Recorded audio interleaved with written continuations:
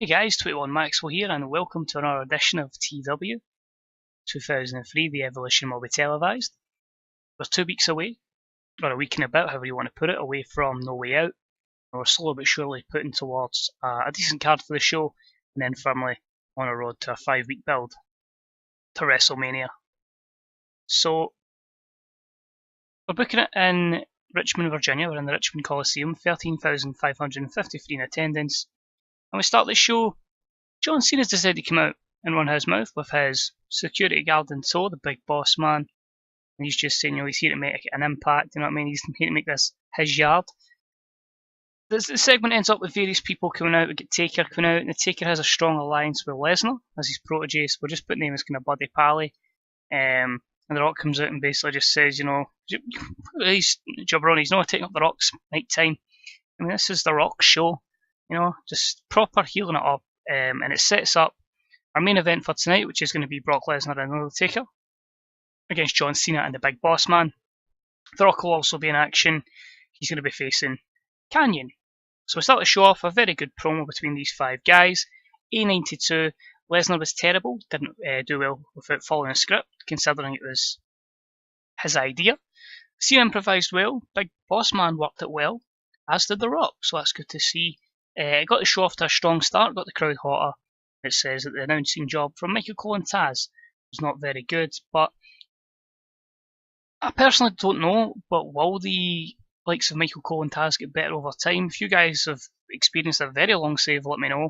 I've never noticed it with Corey Graves' mother save, but hey, different experiences for different people.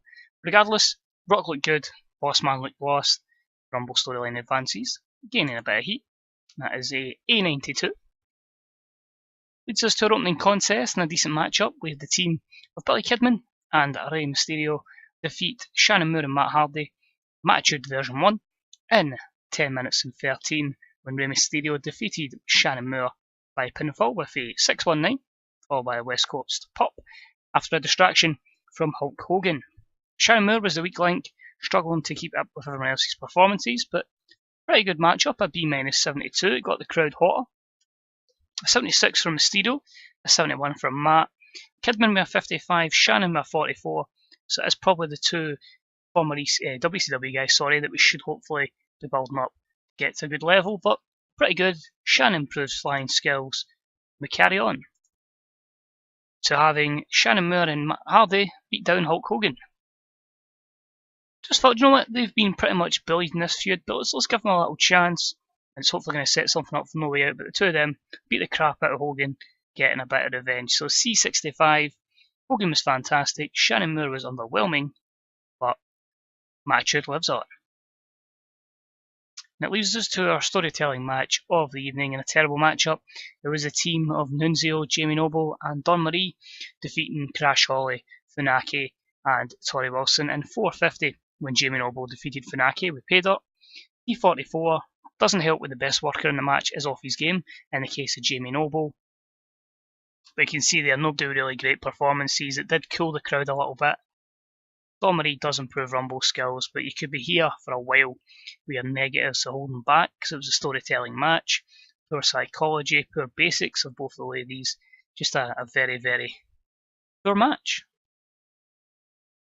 And after the match, Jamie Noble cuts a promo just saying, he wants that Cruiserweight Championship. He's going to get that one-on-one match with Billy Kidman. He wants it at No Way Out. So D plus 50, and they are not suited to our gimmick. Of course, the manager of Jamie Noble. This then takes us into a promo with Big Show, Paul Heyman, and A-Train, and together they make an announcement, just basically saying that they are the main duo around here, they are not to be taken lightly. Folk can say Brock Lesnar this, Undertaker that, The Rock this, Chris Benoit that, but hey, this is the Big Show in A-Train. This is nearly 900 pounds of just domination. So Paul Heyman bigs him up. A-Train didn't do well without the script. Heyman not suited to his gimmick. Big Show and Paul Heyman improvised well. Taz was weak. They got the crowd hotter, and Team Heyman advances and gains a bit of heat in terms of storyline. I'm hoping, as I say, the overness on the Big Show and Paul Heyman, the exposure can certainly help A-Train going forward, but it may be difficult. But You know, he ended up going to Japan. Could that happen here? Do we give him a chance? It's all about changing the course of history. Next up, promo from The Rock, just basically saying, oh, why am I playing this? Why am I facing this jobber Canyon here? He's not even in a Rock's league. So that's a B+87. I know it's weird that I'm doing all these kind of sarcastic promos with The Rock, but forget The Rock in 2003 was completely sarcastic and full-blown heel at the time. The match itself was extremely short. Rock defeats Canyon, 4 minutes 36 with People's Elbow. Does its job. Rock looks good. Lack of psychology in the matchup, but it really was just to put The Rock on the show. After the match, he puts a beating on that jabroni, kicks the living daylight out of Canyon. B79. Canyon didn't look good, but The Rock came out of it looking excellent.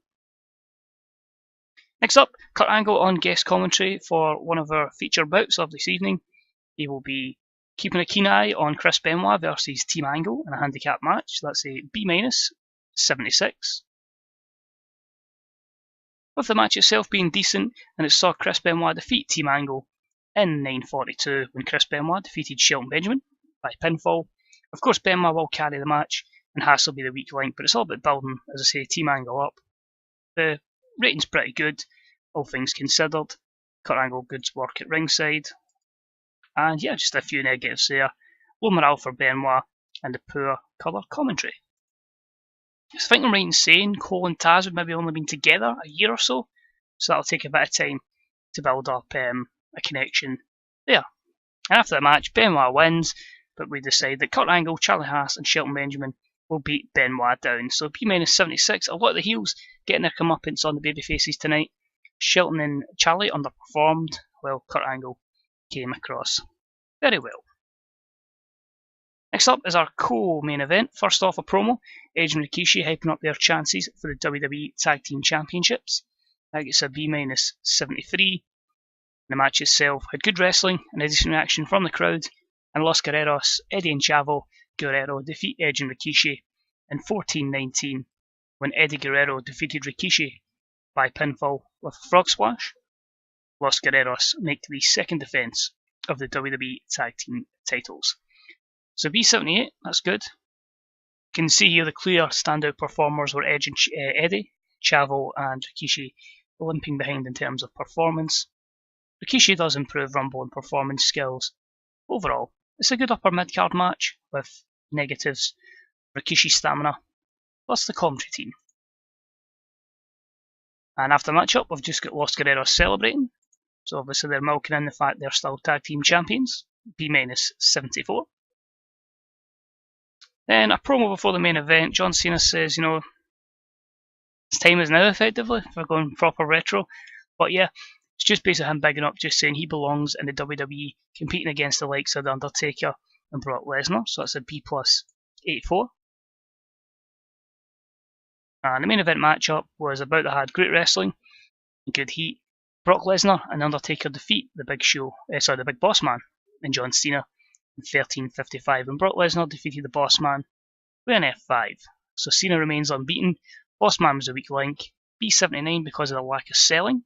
Now I don't know if you put that down to Lesnar, Taker or Boss Man. But 93 and 92s for Undertaker and Lesnar respectively. An 80 performance from John Cena and a 56 for the Boss Man. Lesnar and Taker improving performance skills. Actually, forgetting Lesnar's only 26, so he could probably improve massively. And a few negatives. Around the show, Taker and Lesnar celebrate, and they get their ass handed to them. They get beat down by Paul Heyman's lackeys, the Big Show, and the A-Train. And that finishes the show to a B+87. Taker and Lesnar come out of it looking good. A-Train looked lost. Two storylines continued gaining heat. And yeah, that's probably going to set up a match for No Way Out between Lesnar and Taker and Big Show and A-Train. Bit better than Nathan Jones in WrestleMania. So overall, again we get a B+83, being a bit consistent, but I'm looking through that there, and you can see that only really the stuff in the Cruiserweight division and the Women division are anything under a 70, so it's a good base as we try and, as I say, push in to the 80s, and then eventually we'll get to the low 90s down the line. But a good show, increasing our pop in 20 regions, so very, very happy with that. We'll cut into the main screen and see what it says, so let's have a look. fantastic reviews for the show. That's good to see. Nakamura's going to do an MMA fight. Interesting. Nothing else there directly affecting us. 14,000 on drug testing. Bossman needs to learn to sell, so Brock Lesnar doesn't like the Bossman, although admittedly Bossman will be a short-term measure, and Funaki doesn't connect with the fans. You take that back, Hulk Hogan. I quite like Funaki. I do go a bit mental anytime he appears in a WWE pay-per-view.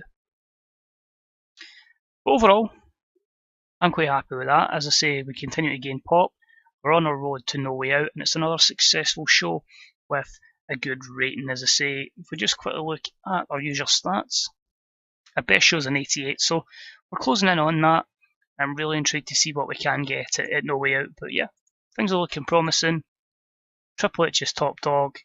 As I say, we'll slowly look to phase Undertaker out. My only thing that concerns me is we've only one next big thing, and his name is John Cena. Hot prospects, we could massively push the likes of Trish, Hurricane Test, Molly Holly, or Shelton.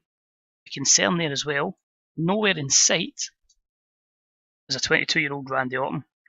But, as I say, we'll keep pushing him. We'll see what we can do.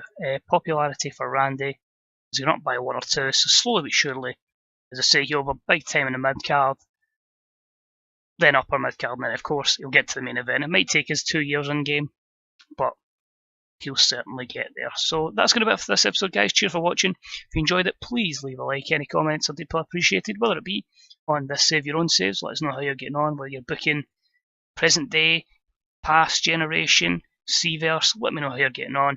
And as always, there'll be a button to let you subscribe if you haven't already, and a link to view all previous videos in the playlist. But cheers for watching. See you soon. Bye-bye.